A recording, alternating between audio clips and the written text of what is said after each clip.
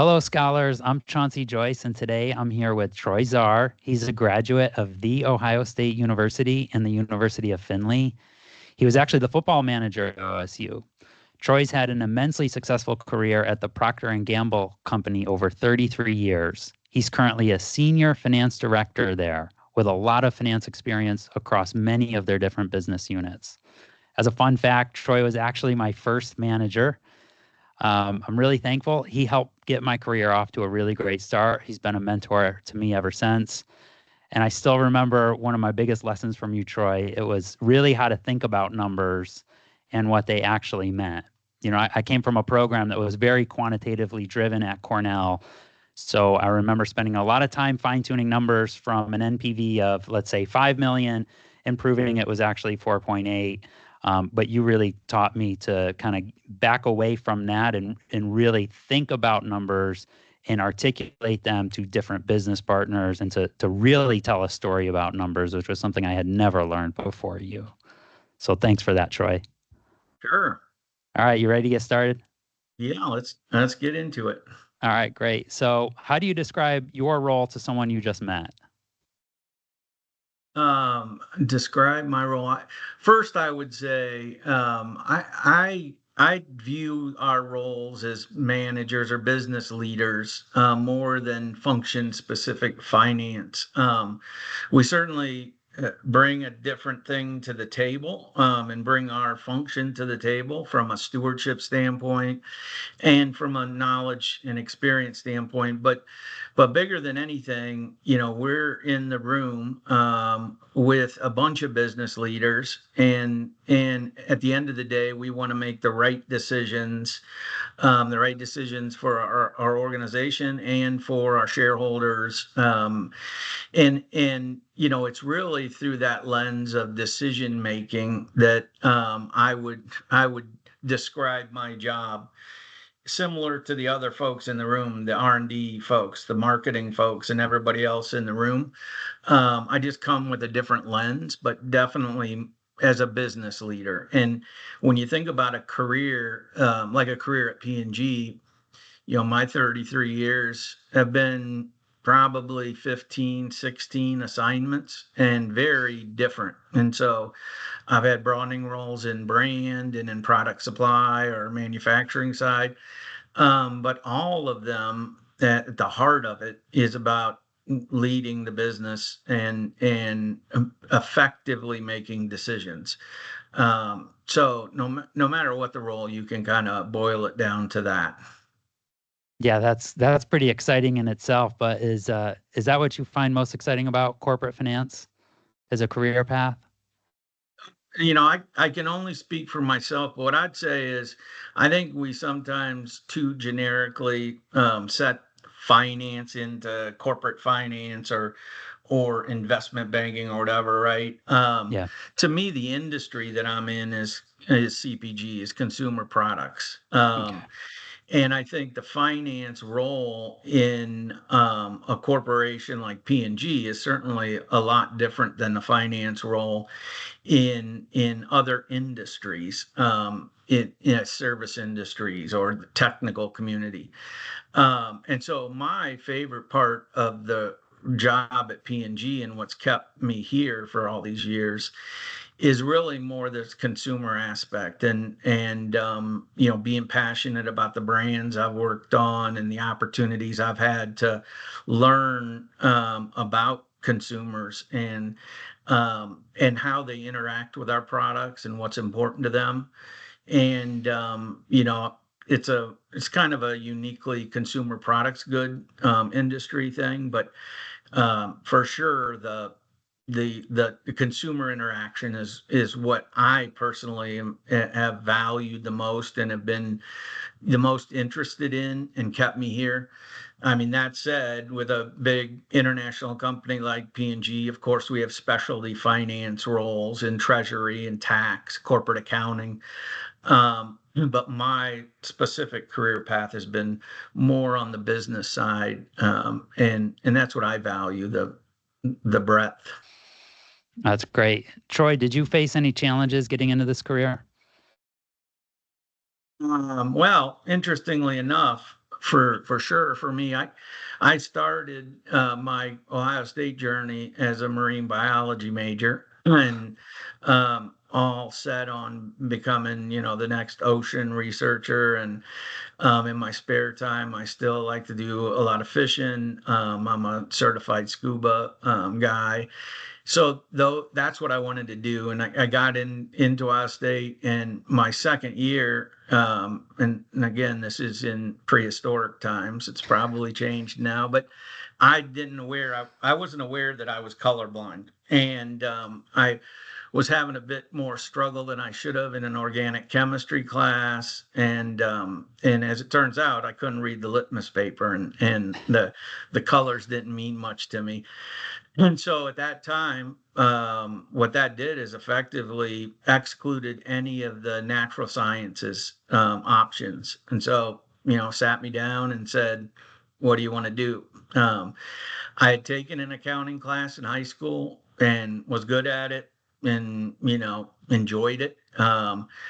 And I'd done some homework, and I knew there were job opportunities and career opportunities, certainly in finance and accounting. So, my third year, I just jumped into accounting, and what that meant, and that coupled with the fact that I was one of the football managers and the head football manager my senior year, that took up most of my time. And so I really, by the time I got to the end of my time at Ohio State, I hadn't thought about career. I hadn't thought about what I wanted to do. I certainly hadn't interned in anything. The summers are some of the busiest times in the football program.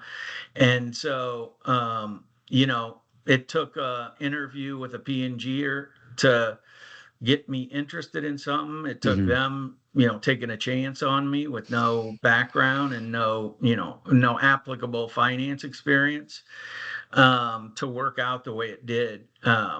So certainly wasn't as well planned out as a lot of students these days, but it still worked out for me.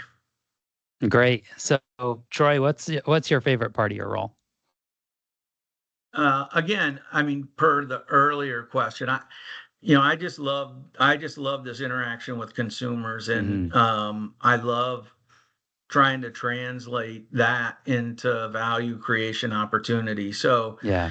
um, I think we can definitely, as finance leaders, get lost in the detail at Yep. times, and I at the end of the day, we're analyzing future, what can be very subjective kind of situations, and we make it sound like or seem at times like accounting, when Mhm. in reality, you're only as good as how much you know about the business and about your product. What Staying true to the brand equity, staying true to your strategy, and you know this fascination that I have with consumers, and understanding what it is that they expect out of their products. What are the jobs they're trying to get done with our products? What other things can we do with our products that the consumer might not even be thinking about? That's a different job that they have to be done. Those are intriguing to me, and they're absolutely vital when it comes to things like pricing and demand, and how we're viewing the potential value creation. So, consumer understanding is just a super interesting thing to me, and you know it's part of P&G's why we're successful. And then I'd say that the other thing is, as I've gotten older, the organization side is just a fascinating and interesting thing for me. So coaching and development, spending time with people who are then going to be the future leaders of the company, and helping them, look at things correctly, and all that. That's always been a passion of mine as well. Yeah, that's great. So, what's your least favorite part of your role? Well, I'm gonna say something that may be a little shocking for a finance leader, but probably the least favorite part of my role is just the numbers, and Mhm. the pure analytics of it, and I think as a function, we sometimes get off track on, if there's just a better way to skin the cat than actually understanding your consumer and understanding the Yeah. details of whatever process you're looking at, right? And you can do the best analysis in the world, but if you can't communicate it in a way that one is compelling and clear to folks, then you get nowhere, right? So, Yep. that's probably, I don't know if it's my least favorite, but like one of my most frustrating pieces is our functions tendency to kind of always think, another decimal point or another algorithm, and that's gonna, take us to nirvana. So that's probably it. I'd say I'm not a math major. It's not something that's super interesting to me, Yeah. on the technical side. So yeah, that's probably it. Yeah, it's great. And you helped me see that, like I said earlier, and I really appreciate that. So another one here is my students have a lot of focus on their mental health recently. Do you have any habits or anything that help you in that realm? Um, You n- mentioned fishing earlier. Yeah, yeah. What I would say is, I mean, we all have, things we like and things we want to Mm, do, and hopefully, a personal life and how that fits in. And I would say that over the last decade, we've certainly made strides in this area and have people, including myself, like more focused and thinking about it. And we've largely kind of reconstructed roles that so they're more conducive to acknowledging this balance that people need.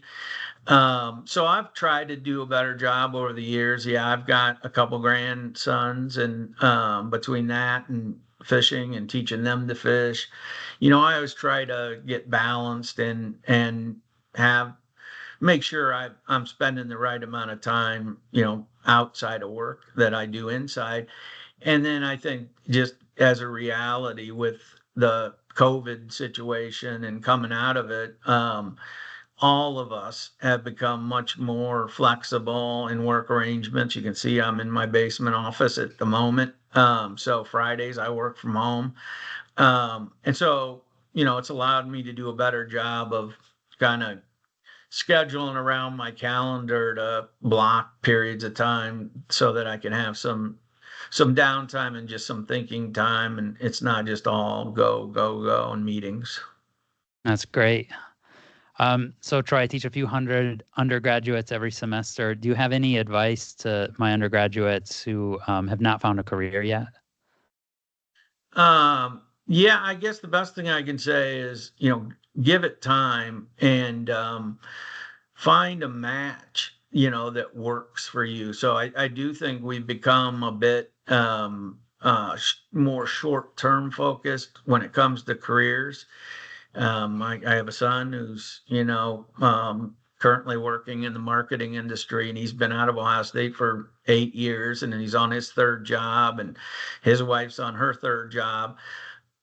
They're doing great, and they would certainly say they're successful.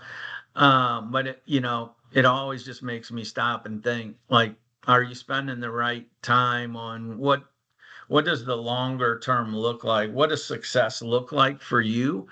And keeping an eye on that so you can understand that this next first step is a path to get there and get in that direction. And so you have something to assess. Is this the right opportunity for me? Does it move me along that path? Do I see where it's going? And then give yourself the freedom to know and understand that that longer term is a work in process. So it Mm, changes. Um, but it with that mentality, to me, you're working for something, farther down the road, and you're not making rash short-term decisions on, I can make a few more thousand here, or this is the location I want to live in. Ultimately, you just got to find that place and that experience that fits with who you are and you feel supported in and you feel comfortable in. that's very valuable. And so, hold on to those things and build a career around that, versus, you know, um, jumping from thing to thing and hoping it'll just happen and you'll just find something. So Thanks, Troy. I think it's going to be really helpful. Are there any other like kind of common mistakes you see new hires make when they enter an organization? no, I think probably the most common is, um, you know, not focusing on the here and now, and Okay. spending too much time and too much energy on, what does a promotion look like? When am I going to get promoted? How, and trying to, what I would say, simply trying to move fast, right? Yeah. Without, you know, learning the foundation, learning what you need to succeed. And you see that sometimes in this job hopping, but you see it also within an organization, this constant need for, I got to move fast. I got to move fast. you know, you, you've got a long career in front of you, and Yeah. you've got plenty of time, and you're going to be much better served by building the right foundation and building those right skills to allow you to be successful in roles with more responsibility than you are by thinking it's a reward to quickly find yourself in that situation and not have the foundational skills and the experiences necessary. So, Hmm. take time and develop your, personal skills as well as your specific role or business skills, and let the rest take care of itself. That'd be probably, the biggest thing I see. Everybody wants everything now, so just be careful. Thanks, Troy. Are you still doing any recruiting at OSU? I know you were big into that when I knew you there at Yeah, P&G. we just actually had our kickoff meeting for fall recruiting yesterday. So P&G has quite an extensive team. We recruit UC as well. Yeah, excellent. That's what we like to hear. Yeah, yeah, and yeah. So we start about now, and we'll be recruiting for interns here shortly, and then filling in our class with new hires, or with non-interns as we need. Typically, most of our needs come from our intern classes. Yep, yep, I But was. yeah, I love the recruiting side. Awesome. So yeah. I know you mentioned your son went to OSU, but your daughter went to a better school, right? Yeah, she's still trying to convince me of that. She's a UC grad, and we were extremely happy, and she is. She's married to a UC grad, and her in-laws are UC grads, and so yeah, I spent a lot of my time struggling to make sure my grandsons are wearing scarlet and gray and not just scarlet and black. So we found a good balance, but. Yes, my daughter had a great time at UC. It was a perfect fit for her, and she's done very well, and continues to do well with her, UC education. I think it's a fantastic school, but yeah, I'm a little more partial to the I know. That's I had to Buckeyes. throw that in there, Troy.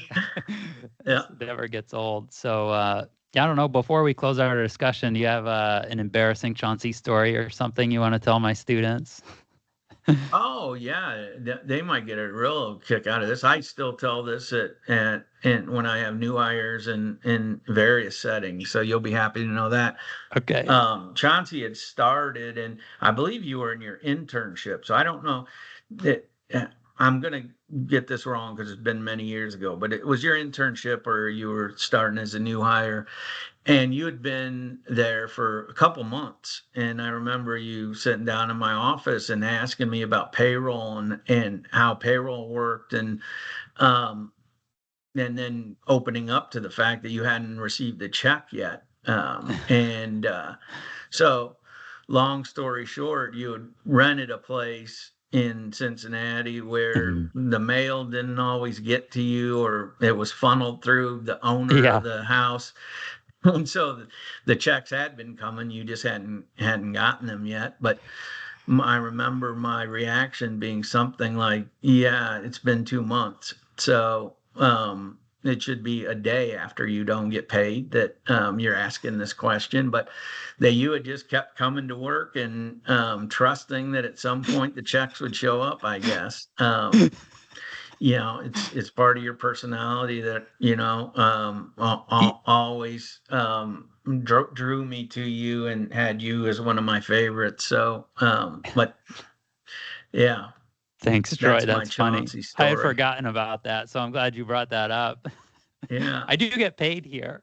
Yeah, yeah. Make sure everyone that your paycheck arrives and arrives on time. So I think we also had a discussion about direct deposit and why that wasn't happening. So yeah, I'd say That was a young and good one. naive. Let me say that. Yeah. Thanks, Troy. I love that. Well, thanks for doing this with us, Troy. Sure, my pleasure. Anytime, anything I can do to help, you can certainly direct folks my way. Always willing to give back in any way I can. So, good luck Thank you. with everything. Thanks, Troy. I'll talk to you soon. All right. Thanks, All right. Chauncey. Bye. Bye.